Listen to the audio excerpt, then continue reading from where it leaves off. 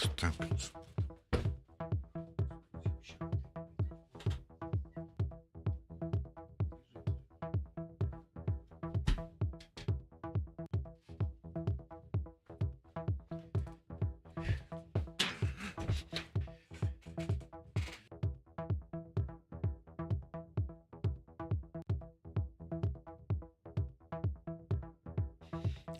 Усім прывітанне яшчэ раз, з вами по-ранейшаму Зміцер Лукашук, і мы по-ранейшаму абмяркоўваем сітуацыю і навіны ў Беларусі і з Беларусі і за яе межамі.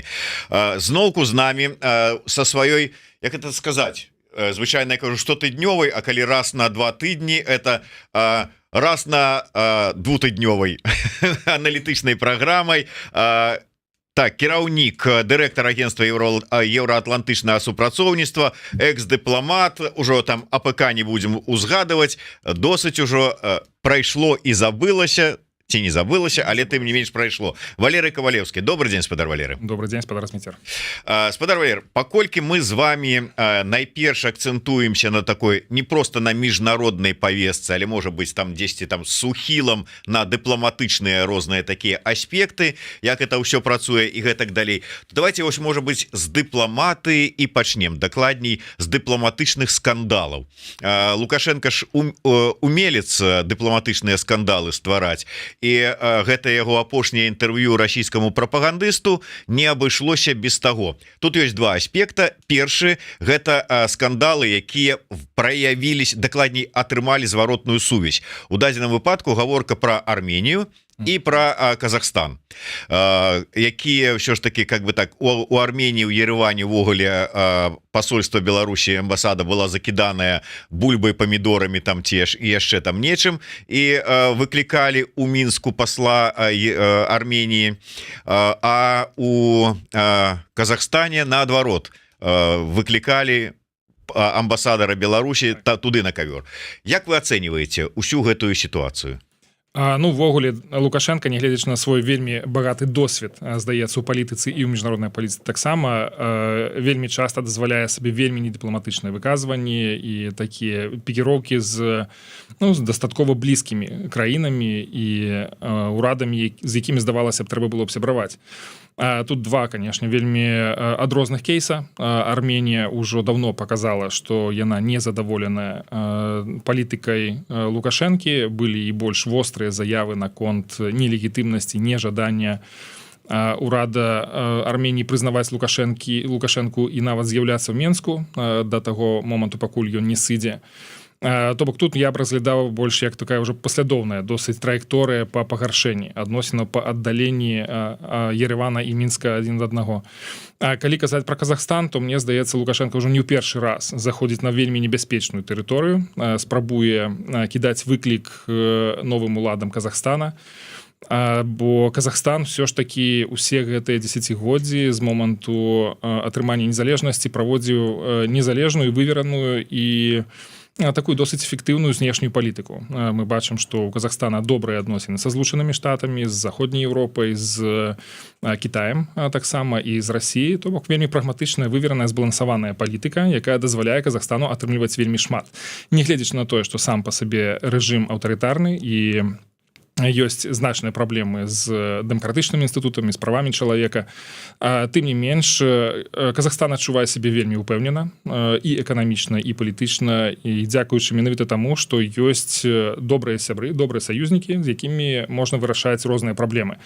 І ў гэтым сэнсе Лукашенко проста антыпрыклад. Гэта проста антыпод Казахстана, чалавек, які 30 лет кіруючы Беларусі ў цэнтры Еўропы зрабіў з яе пудзіла. Неэфектыўная эканоміка, адсталая эканоміка, грамадства, якое зашуганае, падаўленае і вельмі моцная залежнасць ад Расіі. То бок тут мы бачым, фактычна Лукашенко ставіць на грань выжывання нашу краіну. І гэта все вынік менавіта яго дзеяння, менавіта яго палітыкі. Таму я б яму тут не раіў бы ні ў якім разе параўноўваць сябе з такой досыць эфектыўнай знешняй палітыкай Казахстана. Ну добра, с Арменіяй зразумела, узаемныя там не падабаюцца, што Лукашенку не падабаецца, што кажа армянскі бок, армянскаму боку не падабаецца там Лукашенко паводзіны яго, а Казахстан, вот што дало падставы на яго нападаць?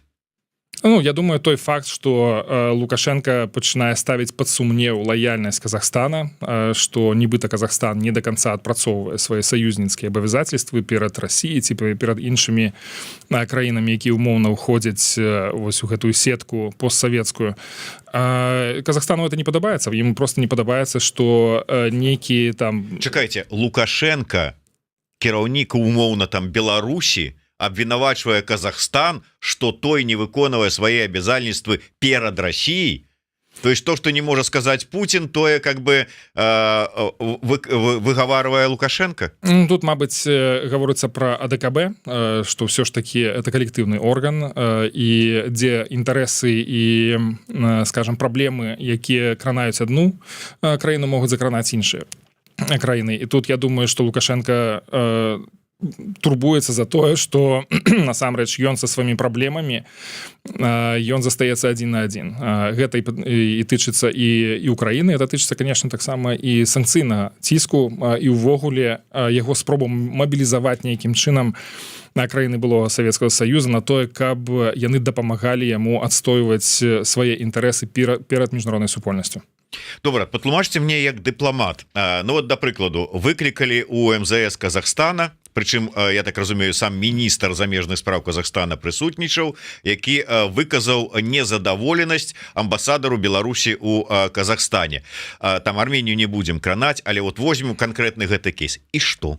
То есть какие наступствы? Это выканали там нейкую такую формальную процедуру, мусили так зрабіць паводле там протоколов. Ці это все ж таки нешта означае? Наперш, мне здаецца, это все-таки быў намеснік міністра замежных спраў. А по-другое, калі умоўна уявіць сабе, што ёсць нейкі тэрмометр, які замярае тэмпературу ў адносінах паміж дзяржавамі, паміж урадамі, то вось такі выклік, такі дэмарш, такая нота пратэсту, яна на нейкія паўградусы збаўляе вось гэтую тэмпературу. То бок яно трошки ахалоджваецца. І это не будзе, конечно, значным ахладжэннем, гэта будзе недастаткова, але тым не менш абодва бакі звярнулі на гэта ўвагу. То бок Мінск будзе у будучым больш акуратна падбіраць словы для таго, каб ацэньваць пазіцыю Казахстана. Ну а Казахстан таксама будзе думаць пра тое, якім чынам адрэагаваць на гэта ў нейкіх практычных справах. Вот акурат такі ёсць пытанне ад нашага гледача дарогі, і сапраўды я просто патлумачу, перш чым прачытаю яго, патлумачу кантэкст. У тым же самым інтэрв'ю, гаворачы пра Казахстан, Лукашенко там прыгадаў гэтую паспяховую аперацыю войскаў АДКБ, про тое, як вот цягам паўдня і мы там, Казахстане, там і беларускія вайскоўцы, і ратавалі там казахскі народ і ўсё астатняе. І от адпаведна пытаецца дарога. Наколькі ёсць сэнс разважаць пра уступленне ў вайну войскаў РБ у межах абавязальніцтваў АДКБ, калі відавочна ані Казахстан, ані Арменія у вайну не ўступіць. Ну тут мы гаворым про тое, што ёсць АДКБ, ёсць адпаведныя абавязальніцтвы дапамагаць краінам, сябрам, калі там на іх знешні нейкі напад. Вот знешні напад на Россию ёсць. Развагі. Вот можна казаць пра нейкія тут такое, што зараз вот цягам полудня і там яны ўсе дапамагаць.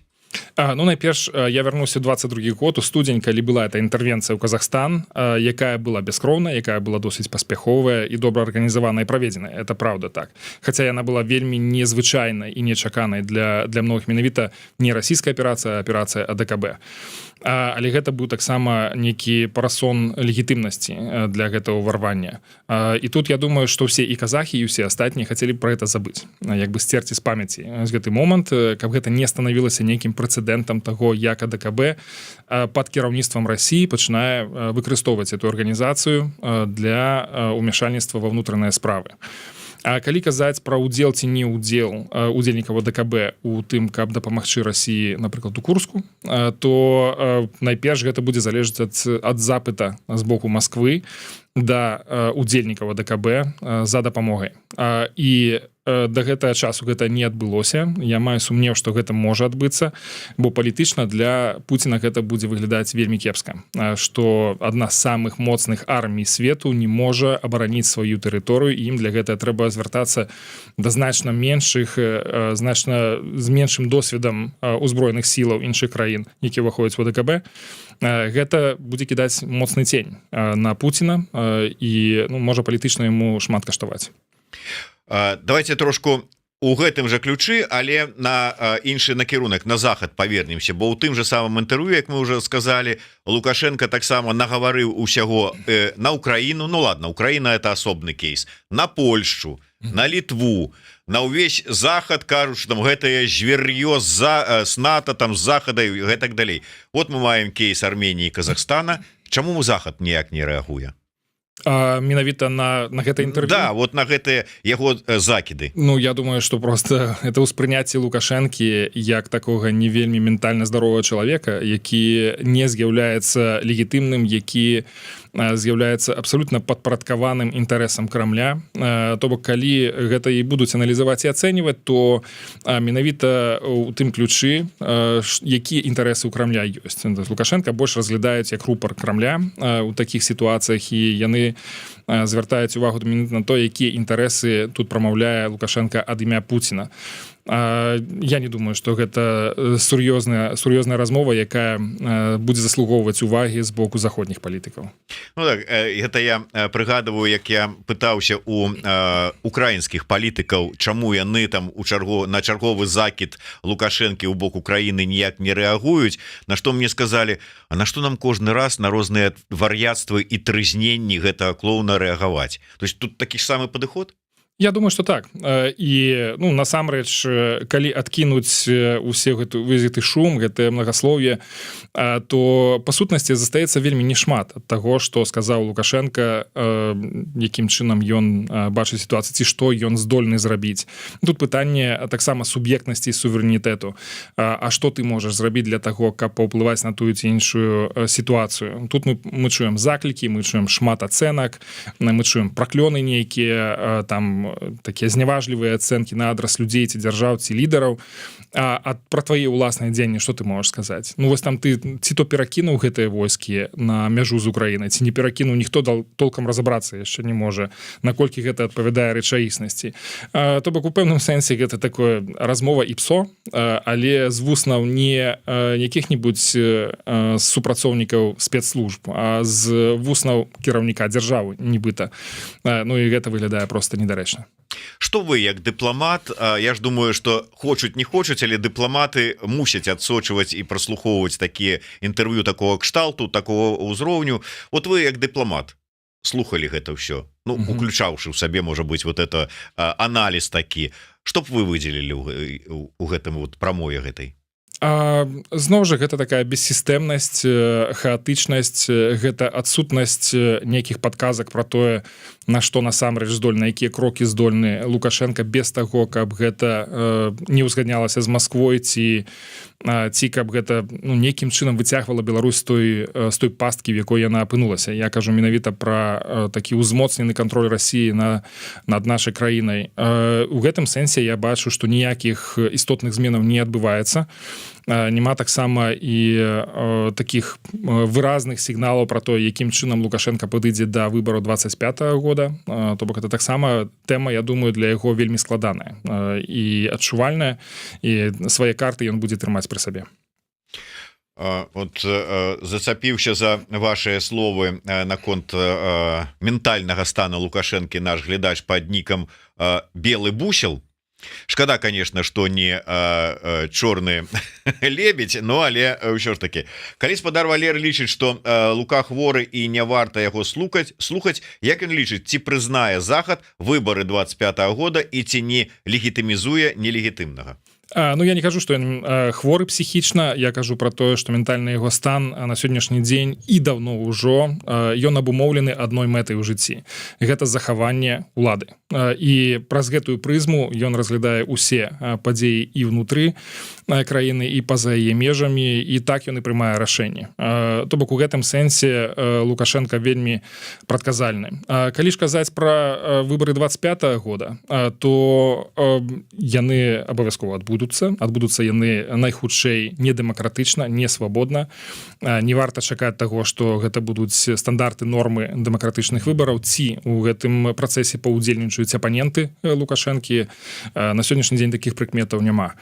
Але тым не менш, з пункту гледжання міжнароднага права, з пункту гледжання замежных дзяржаў гэтыя выбары адбудуцца. І тут уже трошки зачэпліваючы нашу вось гэту унутрыпалітычную дыскусію пра тое, якім чынам замацаваць мандат, якім чынам замацаваць легітымнасць лідараў у беларускім дэмакратычным руху, трэба ўлічваць, што так ці інакш Лукашенко паўдзельнічае ў выбараў, ён збярэ пэўную колькасць галасоў. Нават на недэмакратычных выбарах яму аддадуць можа 100 000, можа мільён. І гэта той будзе фактар, з якім будзе працаваць Лукашенко, яго дыпламаты для таго, каб дамагацца таго, што нам патрэбна вашае прызнанне. Хай яно будзе непаўнавартасным, хай вы не будете называць Лукашенко дэмакратычна абраным лідарам, але вы не можаце ігнараваць той факт, што за яго аддалі галасы 1,5 ці 2 мільёна чалавек. Ці нават калі гэта будзе 100 000 чалавек.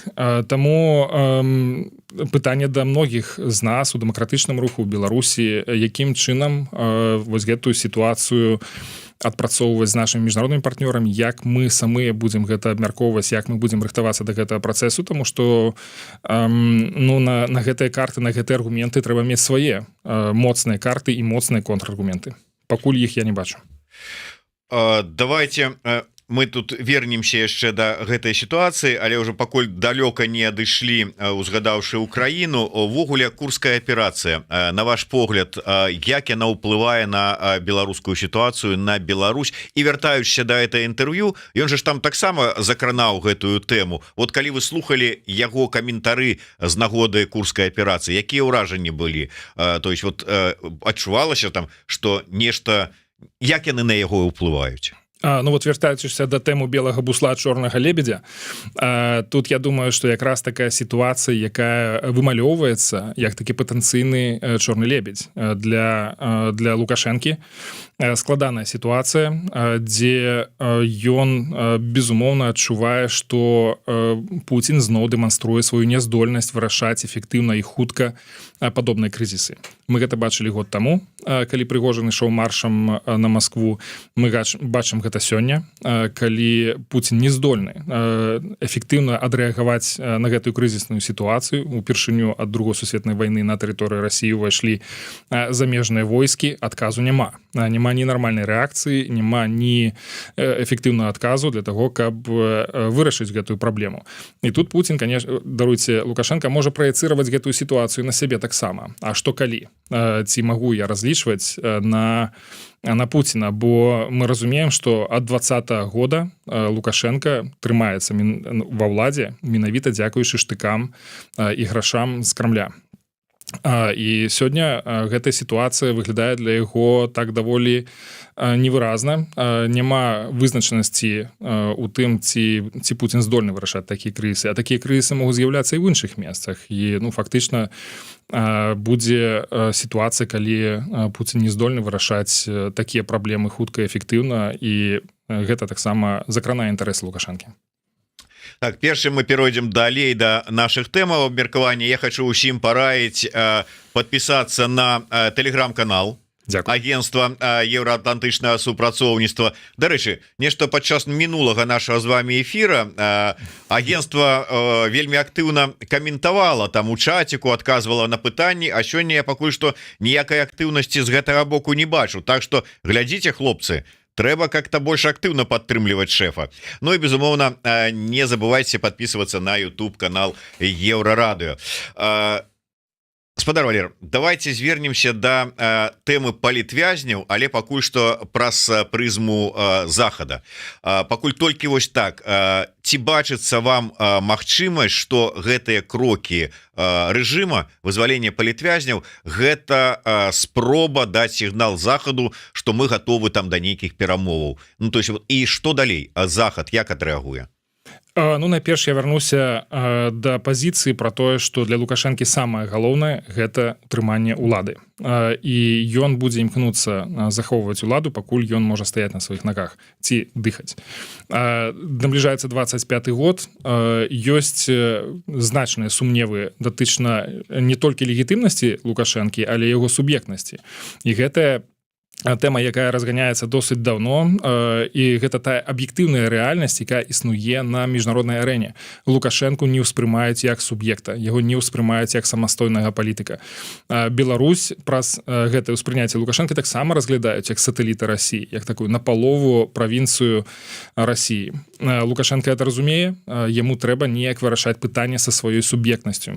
Таму мы і бачым цэлы шэраг крокаў за апошні час, якія прызваныя умацаваць гэтае ўспрыняцце нейкай дадатковай суб'ектнасці Лукашэнка. Тут мы можам казаць і пра безвізавы рэжым, гэта і такі інтэнсіўныя кантакты з Кітаем, з Іранам, з Паўночнай Карэяй, хаця ў гэта ёсць і сваё вымярэнне, што нібыта Лукашэнка спрабуе далучыцца да такой асі зла сусветнай, якая супрацьстаіць захаду. Але Лукашэнку вельмі важна паказаць, што ўсё ж такі ён здольны прыслухоўвацца, ён здольны прымаць суверэнныя рашэнні пра внутрыпалітычную праблематыку. Яшчэ такі досыць непрацяглы час таму існавала меркаванне пра тое, што Лукашэнка нават не можа вызваляць палітычных зняволеных без таго, каб не аглянуцца на Маскву. Таму што з пункту гледжання Масквы гэта будзе спроба нармалізацыі нейкай ці змякчэння вось гэтай канфрантацыі з захадам. І ў гэтым сэнсе Лукашэнка таксама мог улічваць гэты фактар адмоўны, што я буду выпускаць палітзняволеных, а Масква будзе на гэта нейкім чынам рэагаваць. Сёння сітуацыя трохі памянялася. Па-першае, ёсць выборы 25-го года, да іх трэба рыхтавацца. Па-другое, Расія аслабла. Расія не паказала класных вынікаў ва ўкраіне, і зараз больш за тое. На яе тэрыторыю ўвайшлі ўкраінскія войскі і досыць паспяхова там замацоўваюцца.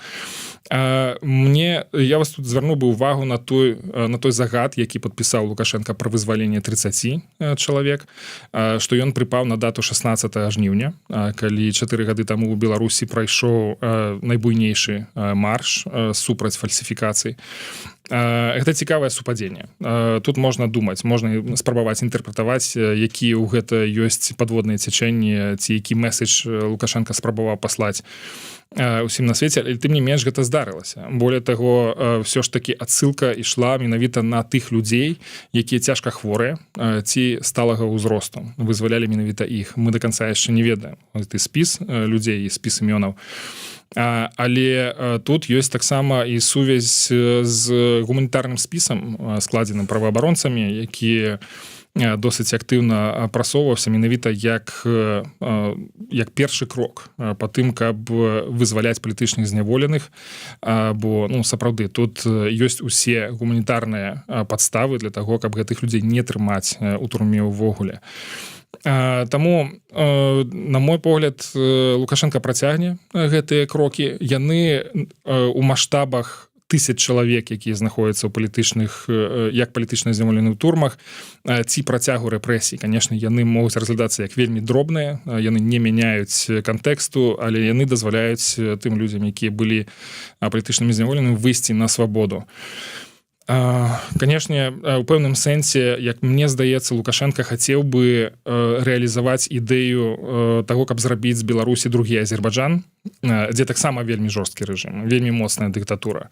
І там людзей арыштоўваюць і садзяць у турмы і працягваюцца рэпрэсіі, але тым не менш у Азербайджана ёсць неблагія адносіны з захадам. Мы не чуем імя Азербайджана на міжнародных пляцоўках як такога злоснага парушальніка правоў чалавека. Калі ён мару сваю здзейсніць і нафту нойдуць нармальную Беларусі, тады... Магчыма, ёсць адзін фактар, які не дазваляе Лукашэнку рэалізаваць сваё гэтае бачанне. Але тым не менш бачым, што побач з працэсам вызвалення людзей працягваецца працэс рэпрэсій супраць людзей. Новыя арышты ці людзям пагаршаюць стану тых самых хімікаў пераводзіць у калоніі і так далей. Таму сітуацыя будзе, я думаю, працягвацца менавіта ў гэтым ключы, але тым не менш ёсць і прыкметы таго, што працэс вызвалення будзе працягвацца. І ў гэтым сэнсе мне здаецца важна не спрабаваць патлумачыць тое, што адбываецца дзеяннямі тых ці іншых фігур палітычных ці палітычных структур, бо ніхто не скажа, не раскрые до конца прычыны таго, што адбываецца. Хто ў гэта, якія дзяржавы ці якія фігуры публічныя з ліку заходніх палітыкаў да гэта маюць дачынення, ці якія ёсць матывы ў тых ці іншых удзельнікаў гэтай гісторыі. Важна, каб гэты працэс працягваўся і каб мы не, я маю на увазе дэмакратычныя сілы ўвогуле, не спрабавалі нейкім чынам нацягнуць гэтую коўдру на сябе і патлумачыць сваімі дзеяннямі, там санкцыямі, рашэннямі, дэкларацыямі, камунікацыямі тое, што адбываецца. Трэба тут ўсё ж такі гэты рэжым цішыні, яго па максімуму захоўваць і не спрабаваць ці нейкімі неасцярожнымі словамі і дзеяннямі не пашкодзіць гэтаму працэсу. Ну, я зразумеў, на каго вы намекаеце. Не, ніякіх намекаў, гэта тычыцца вельмі шмат каго, таму што такія актыўныя дыскусіі зараз адбываюцца і ў сацыяльных медыа. Людзі выказваюцца, некаторыя людзі спрабуюць нейкім чынам тлумачыць, інтэрпрэтаваць гэтыя падзеі, ну і часам можна сустрэць нейкія не вельмі асцярожныя такія выказванні, заўвагі. Ну, канешне, асаблівая адказнасць тут на лідарах руху, таму што іх чутно больш за астатніх. Вось, ну, але моя агульная такая была б рэкамендацыя менавіта захоўваць гэты рэжым цішыні, стрыманасці па максімуму. Але просто удакладню, з аднаго боку вы кажаце пра выбары, што вось ўсё ж таки можа быць нейкім чынам звязаныя гэтыя дзеянні па вызваленню з будучымі выбарамі. З другого боку, вось толькі што вы сказалі пра тое, што невядома хто там, як, з якіх палітыкаў, што кажа, як дамаўляецца. То есть гэта ўсё ж таки, на ваш погляд, я разумею, што можа вы не ведаеце, можа вы не хочаце гаварыць рэжым цішыны, усе справы, але што больш рэальна, што гэта ідуць нейкія непублічныя кулуарныя перамовы, дамоўленасці, ці гэта просто крокі такія папулісцкія на фоне будучых выбараў? Адно другое не выключае. Я думаю, што і гэтыя крокі, яны таксама суправаджаюцца пэўнымі размовамі, камунікацыямі з боку рэжыму да заходніх партнёраў. Самыя па сабе гэта моцныя сігналы. На гэтым фоне за 4 гады ўжо тэма палітычных зняволеных Беларусі стала такім фактарам міжнароднай палітыкі, можа не самым заўважным, але тым не менш нашыя сябры, нашыя саюзнікі, якія дапамагаюць беларусам прыйсці да дэмакратыі ў Беларусі, яны пра гэта ведаюць. І, канешне ж, яны звяртаюць увагу на гэта. З пункту гледжання заходніх палітыкаў такія крокі могуць разглядацца як станоўчыя, якія складаюць пэўную масу для аналізу, для разумення таго, што адбываецца ў Беларусі. І, безумоўна, калі падыдзе дата выбараў 25-го года, то вось гэты масіў такіх станоўчых крокаў, ён таксама будзе адным з інструментаў у руках дыпламатыі Лукашэнкі. Вельмі закранула наших гледачоў тэма будучых выбарчых кампаній. Дакладней, вось вашыя словы пра тое, што ён колькі б не набраў на недэмакратычных выбараў галасоў, але паспрабуе гэтай нават мінімальнай колькасцю, але неяк змяніць стаўленне і легітымізавацца. Ось ужо узгаданы намі Белы Бусел піша: калі я правильно разумею адказ пра выбары, то ўся справа ў тым, як дэмсілы адрэагуюць і якую тактыку абяруць, з аднаго боку. З другого боку, скажем, Тацяна Лукашук піша: так і мы можем сабраць галасы супраць Лукашенко, можна і не праз голас, ну таким чынам нейкі супрацьвагу. І Вожык Патрыёт: атрымліваецца так, што любы, хто захопіць уладу, потым правядзе намінальныя выбары, дзе будзе пэўная частка рэальных галасоў, а потым становіцца легітымным у ачах астатніх. вот такое вот бачанне у людей. Это вельмі супярэчлівая сітуацыя, вельмі складаная. Мы ведаем, што ў свеце вельмі шмат аўтарытарных рэжымаў, дзе выбары праходзяць недэмакратычна. Найбольш свежы прыклад тут Венесуэла, дзе даказана, што апазіцыйны кандыдат набраў значна больш галасоў за Мадура, за дзейнага кіраўніка дзяржавы, і тым не менш з ім ніхто нічого не могуць зрабіць. На сённяшні дзень ужо колькі тыдняў прайшло, Злучаныя Штаты ці краіны еўрапейскага звязу ніякім чынам не могуць знайсці адказ на тое, якім чынам все ж таки дапамагчы венесуэльскаму народу зрабіць гэта перамогай дэмакратычных сіл. Да, это вельмі супярэчлівая сітуацыя, вельмі складаная. Што да практычных дзеянняў, якія маглі б зрабіць беларусы, беларускае грамадства ці ў самой краіне, ці па-за яе межамі, гэта ўжо пытанне, я думаю, брейнстормаў, якія павінны былі б адбывацца, павінны былі б дыскусіі адбывацца пра тое, а што практычнае можна было б зрабіць, акрамя таго, каб камунікаваць пра тое, што Лукашенко нелегітымны, выбары недэмакратычныя, вынікі не могуць быць прызнаныя. Што яшчэ можна зрабіць, каб не дазволіць яму рэалізоўваць свой сцэнар.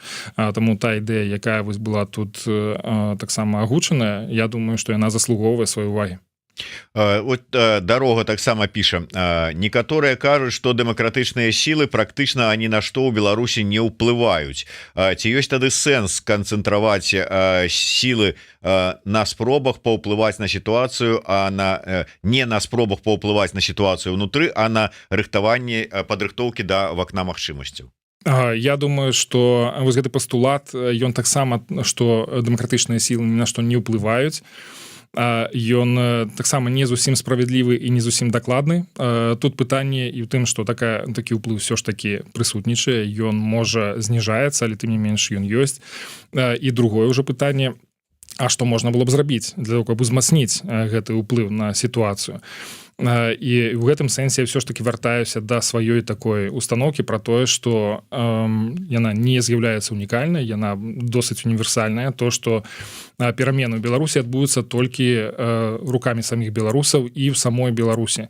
Таму для того, каб развіваць гэта, это як з трэніроўкамі, як з мускулатурай чалавека. Калі ты хочаш дасягнуць нейкіх палепшаных вынікаў у пэўнай справе, то трэба трэніравацца. Трэба развіваць менавіта гэтыя мускулы, рабіць менавіта гэтае практыкаванне. А калі ж мы усе свае намаганні, усю сваю энергію пераводзім у міжнародную дзейнасць, дзе сапраўды працаваць досыць камфортна, нас добра прымаюць, з намі хочуць размаўляць, нас падтрымліваюць, выказваюць салідарнасць, але тым не менш мы разумеем, што вось гэтае поле, это толькі у яго толькі функцыя падтрымкі таго, што робіцца ў самой Беларусі рукамі саміх беларусаў. І сама эта дзейнасць не забяспечыць легітымнасць нашых лідараў і не дазволіць нам дасягнуць нашай мэты вярнуцца ў краіну і пабудаваць дэмакратыю ў нашай стране, у Беларусі. Вот бачыце, ваши паплечнікі с агентства еўраатлантычнага супрацоўніцтва пишуць: мы глядзім і падтрымліваем, дыпламатычна устрымліваемся ад флуду.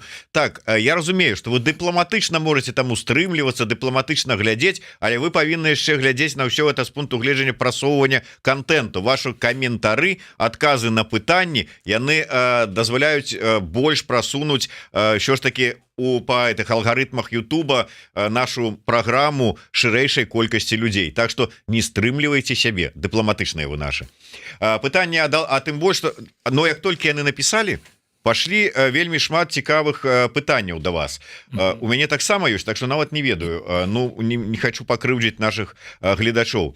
Аловак піша: Лукашенко кожны раз разлічвае на тое, что апозіцыя з'едзе за мяжу, усё забудзецца і старонка перагарнецца, і гэта ўжо адбываецца 5-ы раз за гісторыю. Як пан суразмоўца лічыць, ці ёсць розніца зараз? Я, дарэчы, прыгадаў, што вось буквально учора побачыў ад аднаго таксама вядомага журналіста допіс, які напісаў про тое, что вот мы там лічым там у Беларусі гулаг, а Беларусь жыве, открываются новые установы, ладзяцца новыя імпрэзы, новае пакаленне вырасла, і маўляў, там тым людзям у Беларусі з пераважнай большасці по барабане, что там адбываецца сярод беларускай эміграцыі, дыаспары. шчыра скажу, як бы это кому не было непрыемна, пераважнай большасці звычайных беларусаў у эміграцыі ўжо на сёння по барабане, што робіцца ў Беларусі самой. То есть кожны жыве сваім жыццём, і гэта нормально, але тым не менш мы не павінны арыентавацца як там, што там, дзе у масе. Мы павінны бачыць мэту і ісці да яе. Так вось пытанне ўсё ж таки, розніца ёсць, бачыце? Ёсць розніца, вельмі значная розніца. Ўсё ж такі ў параўнанні з папярэднімі крызісамі, калі былі недэмакратычныя выбары, калі людзі вымушаны былі з'язджаць, і лідары былі ў турмах, все ж таки сёння ёсць такі вельмі выразны структураваны дэмакратычны рух. Ёсць лідар Святлана Ціхановская, у якой ёсць легітымнасць, ёсць структуры, якія аб'ядноўваюць вакол сябе, якія накіроўваюць эту энергію у тое, каб дасягнуць нашай мэты вяртання ў Беларусь. Разам з тым мы таксама не можам і не заўважаць пэўных такіх працэсаў затухання працэсаў, і пытанне ўспрыняцця таго, што робяць дэмакратычныя лідары, яно таксама актуальна, не трэба яго ні ў якім разе ігнараваць.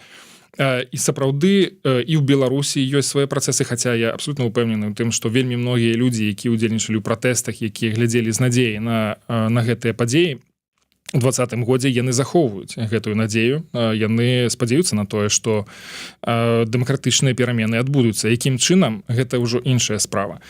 І так я згодзен з тым назіраннем, што беларусы, якія выехалі за мяжу, сотні тысяч беларусаў, значная частка іх, яны пераключаюцца на вырашэнне сваіх уласных праблем. Але я гэта бачыў і раней, і да 2020 года. Беларусы, сотні тысяч беларусаў жылі за мяжой і да 2020 года. І я бачу, што гэтых людзей было вельмі цяжка выцягнуць на нейкія дзеянні, на нейкія выказванні, на нейкую актыўнасць. У Вашынгтоне я прыналежаў да арганізацыі, да суполкі беларусаў, база, беларуска-амерыканскае задзіночанне, і было вельмі складана вывесці там больш за 10 чалавек на нейкі пікет перад беларускай амбасадай.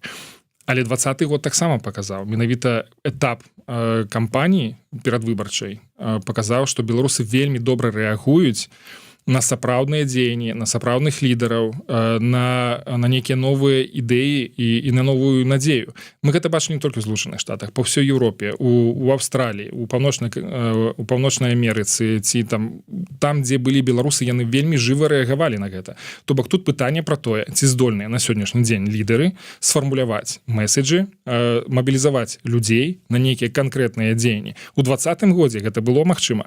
Нягледзячы на інертнасць беларусаў на працягу 10годдзяў яны паўсталі, і многія з іх засталіся часткай гэтага руху. А ці здольныя сёння беларускія лідары знайсці тыя правільныя словы, ўсё ж таки перамагчы вось гэтую апатыю, стомленасць, нявер'е магчыма, і сказаць, гэта наша справа не скончаная. У нас ёсць усё для таго, каб перамагчы, у нас ёсць усё для таго, каб дамагчыся сваёй мэты дэмакратычнай і вольнай Беларусі. Гэты допіс узгаданы мной пра тое, што Беларусь жыве, безумоўна жыве, нават пад ціскам, нават у такіх умовах зразумела жыве, але мне нагадала, я вот адмыслова адкрыў допіс крыху ранейшы, там на дзень ці на два, таксама, я думаю, вы бачылі, не паглядзеў, ці ёсць там ваш каментар, альбо там нейкі смайл, які вы там паставілі, ад Івана Краўцова. Пра дзве стратэгіі, якія вось існуюць, і вось трэба абраць.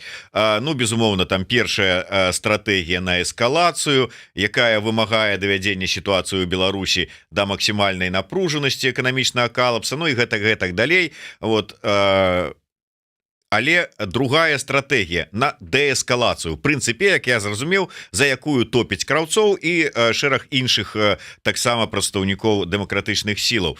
І тут ёсць просто такія словы, мне просто цікава ваше меркаванне. Тут ідзе, што яна на мове арыгінала, працытую, предполагает максимальное вытягивание Беларуси из ситуации напряженности, внутреннего общественного конфликта, экономической изоляции или потенциального вовлечения в военный конфликт. Предполагается, что активная дипломатия и экономическая заинтересованность со стороны властей к ЕС и США приведут к частичной относительной либерализации, возможно, к переоткрытию независимых СМИ, возобновлению полетов, улучшению возможностей для работы и образования, освобождения политвязней. Сергей Дубавец уже правда адказаў сваім блогу на гэта пра магчымасць вяртання і пераакрэдытацыі і гэтак далей. Але вось вы на якой пазіцыі, як вы ўспрымаеце от гэтую дилему дээскалацыі ці як тут правильно сказаць, на эскалацыю? Ну я сапраўду я чытаў гэты пост, я ніяк на яго не адрэагаваў і ніяк не каментаваў яго, але з цікавасцю чытаў каментары да яго. Я думаю, што Іван Краўцоў заслугоўвае падзякі за тое, што ён сфармуляваў гэтае назіранне, сфармуляваў гэты падыход. Я не зусім згодны з тым, што ён напісаў, але таксама мы не павінны выключаць, што могуць быць розныя падыходы, розныя погляды і стратэгіі да гэта як знакамітая пара добры паліцэйскі, злы паліцэйскі, гэта таксама можа спрацоўваць. І так можна працягваць ціснуць на рэжым з тым, каб все ж такі дамагацца вызвалення палітычных зняволеных. Паралельна могуць быць нейкія высылкі да таго, каб выцягваць Беларусь з той сітуацыі, у якой яна знаходіцца сёння. Мы памятаем пра тое, што на сённяшні дзень Беларусі пагражае страта незалежнасці у выніку дзеянняў Расіі. Не будзе незалежнасці, не будзе дэмакратыі, не будзе нацыянальнай ідэнтычнасці ў самой нашай краіне. Таму тут таксама трэба прыярытэты гэтыя выстаўляць правільна.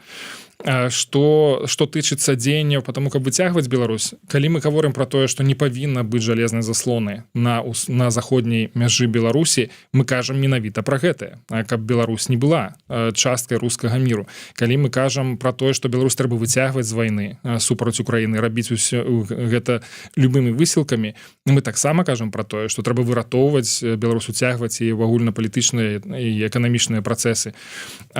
Мы падыходзім да моманту, калі ацэньваецца эфектыўнасць санкцый, наколькі яны збалансаваныя, наколькі яны адкалібраваныя правільна, такім чынам, каб не шкодзіць беларусам, а менавіта падрываць ці аслабляць рэжым. Так што гэтыя пытанні, я думаю, яны слушныя, на іх трэба адказваць не проста дэкларацыямі, не проста нейкімі агульнымі заявамі, што ты, Іван, ты не праў, а менавіта удумліва падыходзіць да гэтых пытанняў, ці тут у гэтых пытаннях, у гэтых падыходах ёсць насамрэч месца для таго, каб палепшыць стратэгію Дэмсіл, мабілізаваць грамадства. Бо на сённяшні дзень я не бачу, напрыклад, адказу пра то, якім чынам будуць дзейнічаць Дэмсілы напярэдадні выбараў 25-го года, ці мы проста будзем выглядаць як людзі на ўзбочыне, якія глядзяць на гэты караван, і там можа будзем неяк дэклараваць сваю незгоду, ці ўсё ж такі мы мяшаемся гэтыя працэсы і паспрабуем зрабіць розніцу. Так, 40 хвілін мы з вами ўжо гаворым, на жаль, трэба завяршаць, але ў мяне ёсць апошняя тэма, пытанне такое. Тут таксама будзе карысны вельмі ваш вопыт дыпламата і чалавека, які разбіраецца ў міжнародных гэтых усіх канвенцыях там і ўсё астатняе. Значит, пачнем з таго, што звярнуў гэтую увагу на гэтую акалічнасць ваши, можна сказаць, паплечнікі, такі тэлеграм-канал Беларусі ў рэальнай палітыцы, які, наколькі я ведаю, вядуць мільянцовы прыгерман. Некалі іх называлі маладыя волкі там Макея, зараз вот как бы не ведаю, чые яны там волкі ці хто яшчэ. Але я звярнуўся да тэлеграм-канала МЗС, Глаз МИДа там так называецца, Анатолій. Глазу я там как бы перадаю прывітанне. Яны спасылаюцца на тое, што генсакратар ААН запрасіў Лукашэнку на канферэнцыю адмысловую для краін, якія не маюць выйсця да мора. І МЗС как бы кажа: дарэчы, а вы ведаеце, што ёсць цэлая частка 10 канвенцыі ААН па марскім праве, якая прысвечаная гарантыям не толькі на доступ да мора такіх дзяржаў, як Беларусь, але і на свабоду транзіта для іх у гэтых мэтах. Маўляў, Літва перакрыла магчымасці транзіта беларуска вось да мора на Балтыку, і гэта парушэнне канвенцыі, і вот зараз вот маўляў на гэтай канферэнцыі мы тут вылупім гэтае пытанне ў лоб, паставім і маўляў, калі вы ўжо тут хочаце, кажаце, што трэба ўсё по законе, так давайте выконваеце свае законы спадарства міжнародная супольнасць. Скажите мне як дыпламат, ці ёсць ўсё ж таки, па-першае, ці ёсць тут некая рацыйная некая зерня ў гэтых вот заявах МЗС, як на іх могуць адрэагаваць міжнародная супольнасць, і сведчанне чаго это неяк так спрабуе Рыжанкоў неяк так апрытоміць ужо дзейнасці МЗС, каб яно там нешта пачало варушыцца, ці вот што вы скажаце на гэта? Ну, першыню гэтую тэму я пабачыў у выкананні беларускай МЗС яшчэ ў 22-м годзе, калі абмяркоўвалася актыўна тэма калідораў, зернавых калідораў для украінскага зерня. І тады у пэўным сэнсе таксама абмяркоўвалася, што Літва перагароджвае, перашкаджае у доступе Беларусі да Балтыйскага мора. Ну, такім чынам абмяжоўвае магчымасці, я правы. Тады нічого з гэта не атрымалася, тэма не была паднята, не была раскручаная, нічого з яе не выйшла у выніку. Зараз, я так думаю, сапраўды, тут Максім Рыжанкоў на гэта звярнуў увагу і паставіў задачу разабрацца, раскруціць гэтую тэму, зрабіць з яе штосьці. Я не думаю, што ў гэта ёсць нейкія сонечныя перспектывы для беларускага МЗСу. Все ж таки такая спрэчка можа ісці гадамі. У Літвы, я думаю, могуць быць свае аргументы, якімі яна будзе карыстацца эфектыўна. То бок хуткае вырашэнне менавіта пад гэтай аргументацыі не будзе. Таксама памятаем, што ўсё ж таки ў Беларусі ёсць доступ да Балтыйскага мора праз Расію, можна і праз Мурманск да Севернага Ледавітага акіяну дайсці, можна праз Владзівасток да Ціхага акіяна дайсці. То бок няма такого рэальна абмежавання з усіх бакоў, каб беларускія грузы не даставляліся да мора, ну і далей ужо да сваіх атрымальнікаў. На завяршэнне коротко, мы з вами ўжо, здаецца, гэтую тэму абмяркоўвалі, але яна працягвае раскручвацца. Вось пазіцыя фракцыі беларусаў каардынацыйнай радзе дакладна, конкретно дакладней трох вось лідараў Егорова, Прокоп'ева і Кныровіча з нагоды таго, што маўляў павінна неяк яшчэ раз даказаць правамоцнасць, легітымнасць свайго мандата Ціхановская і гэтак далей. Вось гэтая тэма рознымі варыянтамі пракручваецца. З другого боку кажуць, што як калі раптам там нават правядуцца выбары, на іх прагаласуе 6000 як на выбарах каардынацыйную раду, а то і не прагаласуе, ці там прагаласуюць за іншага чалавека.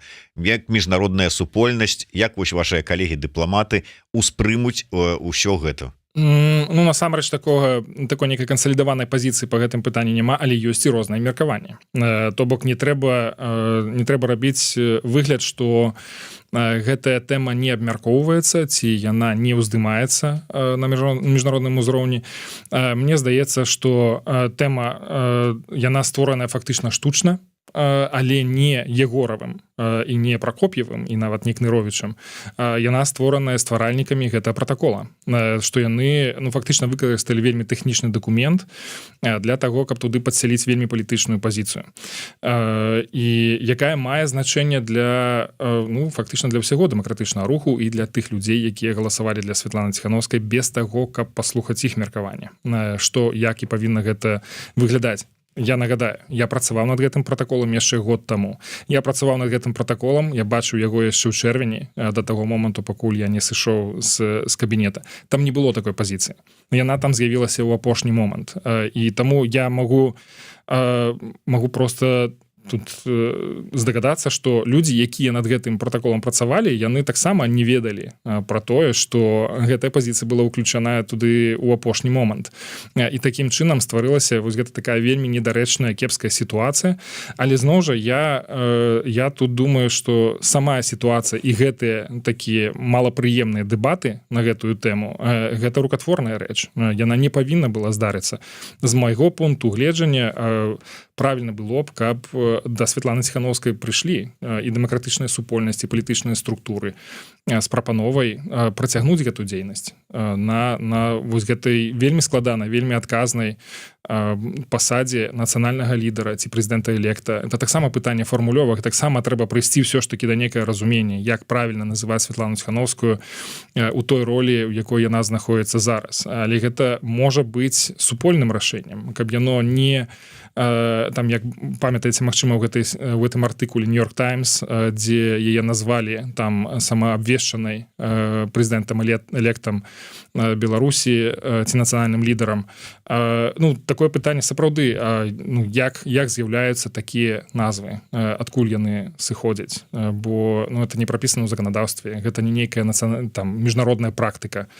Таму да гэтых пытанняў трэба падыходзіць без крыўдаў. Я бачу вельмі часта, што гэта ўспрымаецца з такой глыбокай крыўдай, з нейкім падазрэннем, што гэта спроба адабраць штосьці.